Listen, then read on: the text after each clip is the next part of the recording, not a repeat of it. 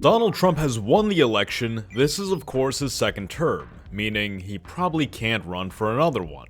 Probably.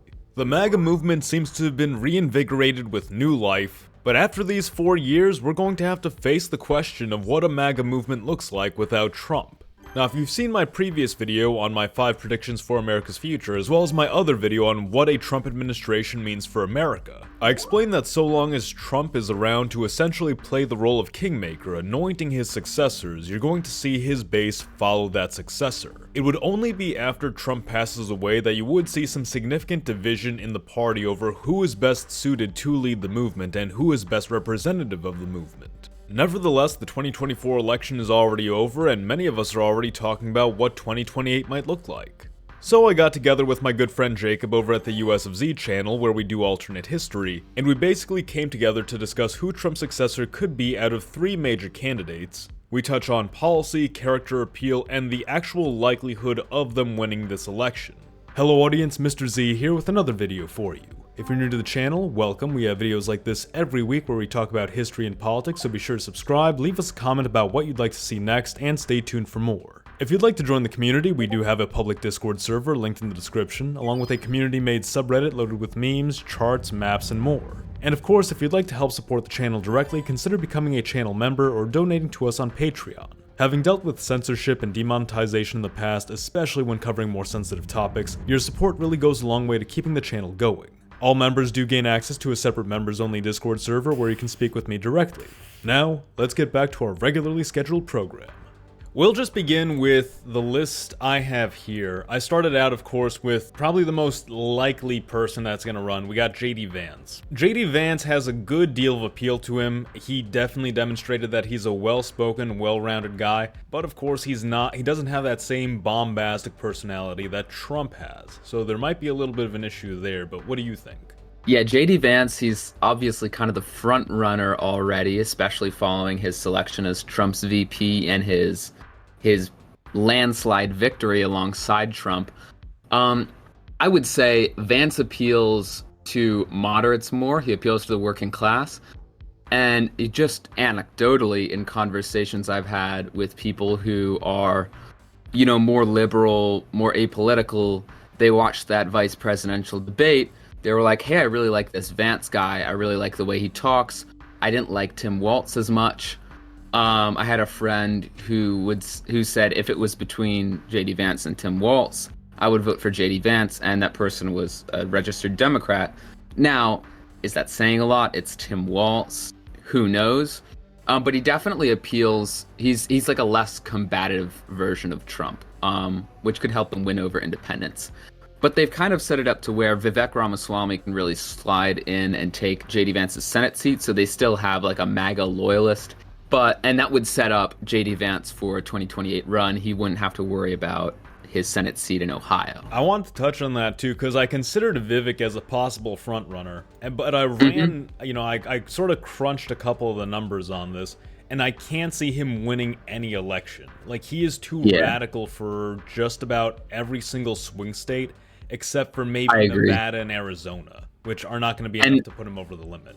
And he doesn't have the same appeal that Trump does, because Trumpism is no longer, it's no longer new. We've already seen it. It doesn't have that, how do you say? Novelty. Yes, that's exactly what I was looking for. It doesn't have the novelty. So Vivek doesn't come in looking like a real political outsider, because Trumpism has already established itself within the new American political order.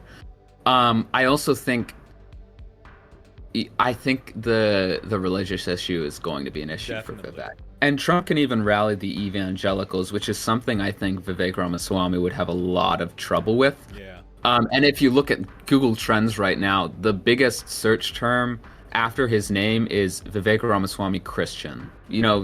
Objectively, like, that's just a big deal for some Americans, and especially conservative Americans. I think Senate is probably the best place for Vivek, because that's where you need radical voices. A president, of course, has to be able to rally the whole country together, but if you have a die-hard, hardcore senator who's going to help you push through your agenda, you could be Polk to Andrew Jackson. I think Vance probably performs strongest in Pennsylvania, but then I considered a different scenario. A lot of people are talking about Shapiro 2028, which if That's what I was going to bring that up. I don't think Shapiro. I think Shapiro is going to cost Vance Pennsylvania if he does run. In that circumstance, Shapiro is very popular in Pennsylvania, even among conservatives. Vance would need to pick up Michigan and Wisconsin, assuming current trends.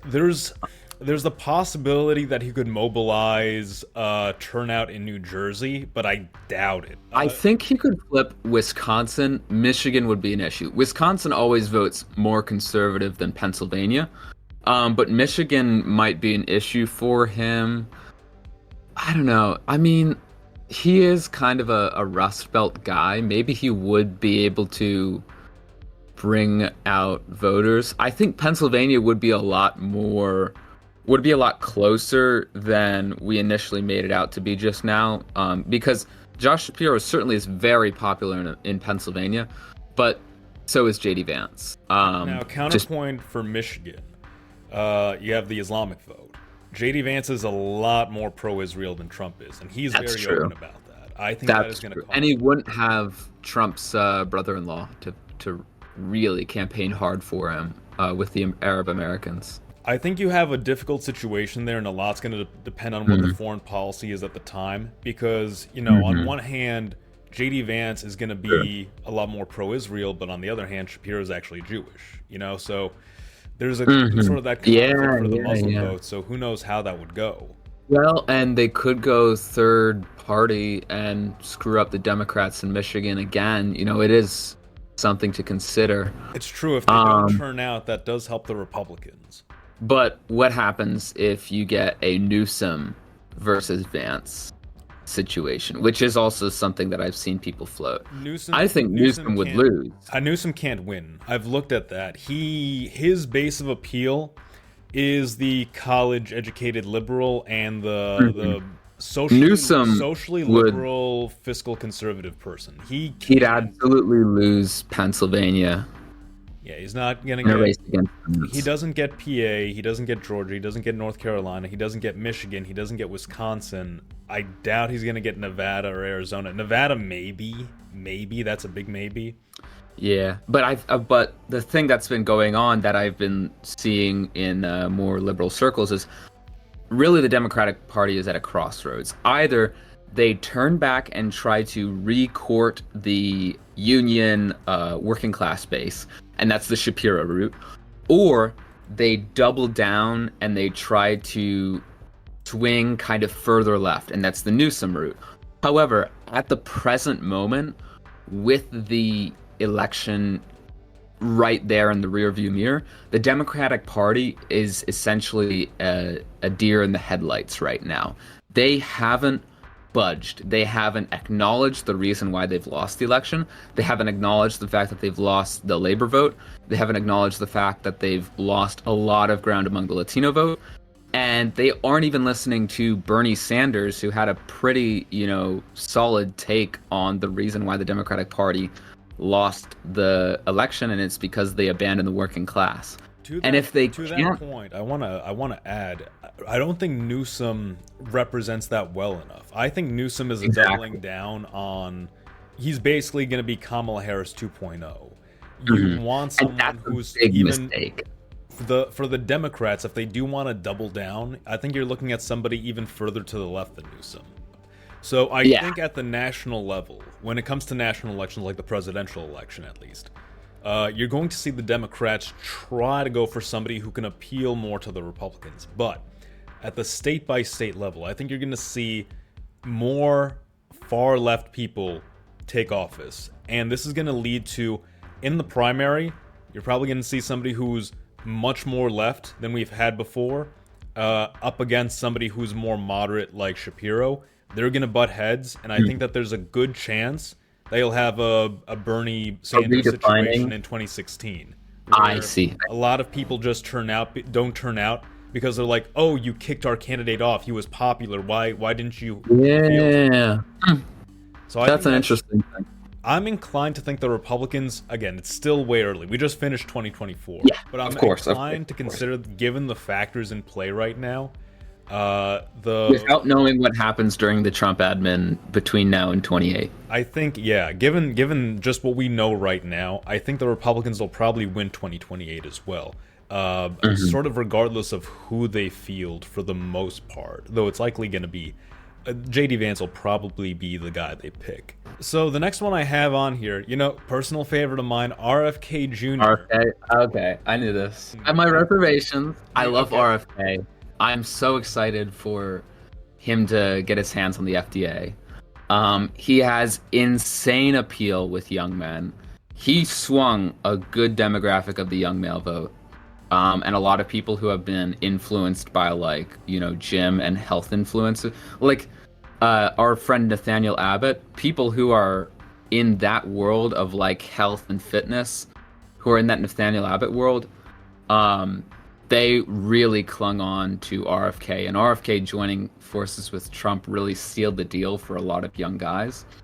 Now, RFK, I don't think he can really win over moderates. And I also think that there is an aesthetic drawback with his vocal issues, which are beyond his control, but at the end of the day, half of getting elected is being able to talk to people and, court them. And I think that is a big issue, unfortunately. Like religion for Ramaswamy. It's just a big issue that I think would hurt his campaign significantly. Right. I think he would probably have stronger performance insofar as just his policies, who he is, what his background is, probably in a lot of the Rust Belt states.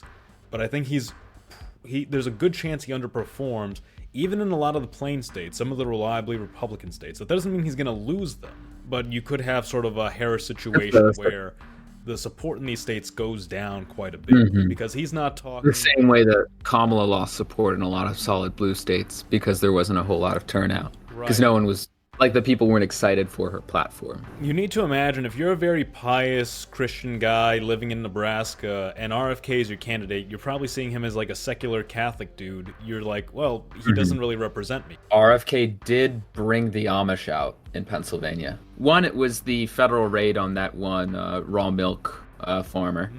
And they saw Biden's in office. The Democrats are a threat to our way of life. It makes sense when you see his stances on the FDA and his stances on the federal bureaucracy. Now, one of the things I was also looking at is scenarios in how he could run or where he would run from. I considered, of course, because New York would not put him on the ballot, he could possibly get a residency in New York and run as a New Yorker. I don't think he could win that state. I think the margin is still too wide. I think RFK speaks to a lot of issues that New Yorkers understand. I think he definitely has good appeal to the Catholic population. You are a New Yorker. But I think contributing to it is sort of the swing in the Hispanic vote as well, which is prevalent in places like New York, New Jersey, Arizona, New Mexico, Florida. One scenario I considered as well is RFK running from New Jersey. With how close New Jersey came in this last election, if he runs from New Jersey, I think he'd be able to pull it. And if you get New Jersey, let's say Shapiro isn't running and he's able to pull Pennsylvania, he's able to pull That's a big if. Let's say Shapiro is running. It is a big if. But, okay, let's omit Pennsylvania. Let's say he performs well in the Rust Belt states because he has that strong focus on labor policy. Wisconsin, Michigan, all the safe Republican states. Georgia and North Carolina, they were won by pretty good margins. Let's say he just holds North Carolina, he wins. And again, this isn't including Pennsylvania. This is New Jersey, Michigan, Wisconsin. If he gets North Carolina, he wins. He gets Georgia, he wins. If he gets Arizona and Nevada, he wins. That's what a lot of that comes down to. This is what I was telling you. His ceiling for victory is very high. When they first joined forces, Trump and RFK were both talking about making it easier to get third parties on the ballots. There's a probability that maybe RFK goes back to being a third party candidate in 2000 2028. And that's if Trump and RFK make it easier for third-party candidates to get on the ballot, and to get campaign funding and all that kind of stuff. But there is that chance. And I also think that Vance probably will try to keep something like that from happening, because it's in Vance's interest to make sure that RFK doesn't run as the third-party candidate, because RFK would take away votes from him. But there is the possibility that RFK just runs third party. Now, the interesting thing with the third candidate we have here is so far we've had JD Vance, RFK, and now I want to talk about Ron DeSantis. And the interesting thing with these I also three, had him on there, yeah. These guys, I don't think I'd say these guys are probably like the top front runners for the position, if anybody else that we know of right now. And I think it also speaks a good degree that the three most likely people to succeed Trump are all Catholic. I do think that's the Republican Party moving in the direction of trying to court that demographic. Yeah, that's more and interesting. More. I think it's especially prevalent. I never thought about that. I mean, Hispanics are a much larger segment of the population than they've ever been. Most of them are Catholic. Italians and Irish in a lot of these states that Trump has been campaigning in, also Catholic. But I think this is very telling about the direction the party is moving in, where you are going to see a stronger Catholic presence. And I think as well it goes hand in hand with the policy, where you're focusing more on an activist, interventionist federal government and domestic policy. I think the Catholics get more interested in that. I think with the direction that Trump is moving in, where there's more of when you have more of this focus on the domestic policy, you get more Catholics invested in that. Now, do you think that's going to affect the evangelical vote, especially in the South? I do. This is something I had brought up, where on a like with three Catholic frontrunners, that's a big deal for the evangelicals. I think on a long enough timeline, I don't think we're going to see it in significant quantity in 2028. You're going to see weaker performance in a lot of the South. I brought this up a little bit. Georgia? Yeah, in Georgia. I brought this up in my last video with my 5 predictions. Good bit of conservatives along the coast, especially in areas where you have a lot of ethnic diversity. You're not going to see as much turnout for some of these candidates, and that is going to shape elections. Because again, Georgia and North Carolina, while they did swing more Republican this time around, they're still close. If you see the black vote turn out a lot more for the Democrats, and the evangelical vote, or even just the Protestant Christian vote in general, turn out less for the Republicans, then the state swings. That's what happens. So that's the interesting thing. DeSantis, Protestants love him, especially in the South, because he has. People say that Trump and DeSantis have very similar policy. They don't. They have similar conclusions. Yeah. But their policy is not similar. While Trump is willing to say, I'm going to use the government to do this, this, and that. I'm going to have the military in the streets to enforce order to make sure things are safe. DeSantis is all about, look, I just want you to live your life however you want, but he's anti-woke. So that's his whole thing. He'll take a stance to restrict wokeness a little bit or just combat it. But he's not taking a very hardline stance on these things. People talk about the Don't Say Gay bill. He didn't ban books. He just said these books can't be in public schools. That's it. You can still buy them in the stores. They're still for sale. If you have Trump, and Trump is somebody who would ban a book. He's like, yeah, that shouldn't be legal. Yeah. DeSantis is an interesting character. I think he's better as a governor. I don't think. Well, his term's almost over. He has until 2026. He's efficient, but I don't think he would really make a great president. He's not a war hawk, but he's definitely more hawkish than Trump and Vance. He's he's had thoughts about supporting Ukraine, but he says just don't give them a blank check. They'd better tell us what they want and how they're gonna have a solution to this, or we're not giving them support. But support isn't off the table. As far as DeSantis goes, I think 2024, kind of just ruined his image. 2023 and 2024 ruined his image. I don't think it really is going to come down to who does Trump, crown as his successor. I don't think he's going to go with DeSantis. Ron DeSantis. At the beginning of 2023, people were saying DeSantis was going to be the nominee for the Republican Party. And look how that turned out. He just didn't do anything on the debate stage in the primaries. He was like in this awkward position where he was like, well, should I do MAGA or should I do moderate? If I do too much moderate, I'm going to lose the MAGA vote. If I do too much MAGA, I'm going to lose the moderate vote, which I'm trying to appeal to.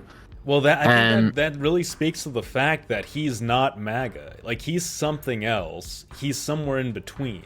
Yeah, so that's the end of my list. I'm curious what additions you have, because you said you put together quite the list. You had, what, 12? Yeah, I put together a lot of... So I had JD Vance, Ron DeSantis, Vivek Ramaswamy. I had Donald Trump Jr. if he's kind of coronated by his father. But there really is no indication he'll run, so that's sort of more of a wild card. I had Glenn Youngkin. Of course, I don't think he's got it for a primary. I had Tulsi Gabbard. I think she's more of really a solid candidate for vice president for whoever is running in 2028, whether it be JD Vance or RFK. I think Tulsi Gabbard would be a pretty fine pick for vice president. Then I had RFK. I had Ted Cruz and Nikki Haley, which I mentioned they'd be out primaried. My list also included Donald Trump, if he just decided to run for a third term, which I don't think he will, but it would be kind of funny. And that was kind of the end of my list. What do you think of Greg Abbott? I think he'd be out primaried, but do you think he would even consider a run? Yeah, I don't think that he has too much name recognition outside of Texas. I think Abbott falls into that same category as DeSantis, where he's not quite MAGA, he's quite in the middle. Moderate. He's in the middle. I think he appeals. He's undergone. Greg Abbott has undergone a transition where he's really kind of moved with the wind of political change within the Republican Party over the last 12 years, but he isn't committed. I had Gavin Newsom. And I had Josh Shapiro. Those are the two people who I believe will be the front runners in the primary for the Democratic Party. I think that was a pretty interesting discussion we had. I came away from this thinking more and more that JD Vance would probably be a good successor to Trump. I'm still personally skeptical on his policy as well as how he might carry himself in the absence of Trump. But my preference remains that I'd probably like to see somebody else fill the role. As I said, RFK Jr. is kind of my favorite, but I also recognize that his speech impediment or vocal impediment is something of a hindrance and is going to affect the way he's perceived. He's also an older fellow as well. By the time he takes office, he'll be around Trump's age right now, but increasingly we're getting the impression that a lot of the voter base is looking at younger candidates. As healthy as RFK Jr. might be and as good shape as he might be in, I think his age is still going to affect people's perception of him. Shapiro running in 2028 would be a good strategy for the Democrats, especially because it wins them Pennsylvania essentially. And while I'm highly skeptical of DeSantis' ability to pull in the Rust Belt, especially his very hands-off approach to government, sure, he's pro-business, but he doesn't come off as particularly pro-labor. The appeal that Trump has in that region and that Biden had in that region, it doesn't translate to DeSantis. I think that appeal grows exponentially with RFK. Though someone like Shapiro would also be a fairly competitive character. Religious demographics are also going to be fairly important, but depend on geopolitics to a degree, particularly the Islamic and the Jewish vote. The Jewish vote for the most part seems to be fairly stagnant, roughly aligning with the Democrats, though arguably this is less a matter of religion, more a matter of ethnicity, since a lot of the Jews that do align with the Democratic Party tend to be more on the secular side. And the Islamic alignment with Trump, or rather the opposition to the Democrats, is more so based on current foreign policy, something that could easily swap if Trump's policy in the Middle East isn't successful. I think by and large the Republicans have really capped what they can get out of the Jewish vote at this point. And especially with the pivot toward Asia, we are seeing an appeal to more of the Asian vote as well.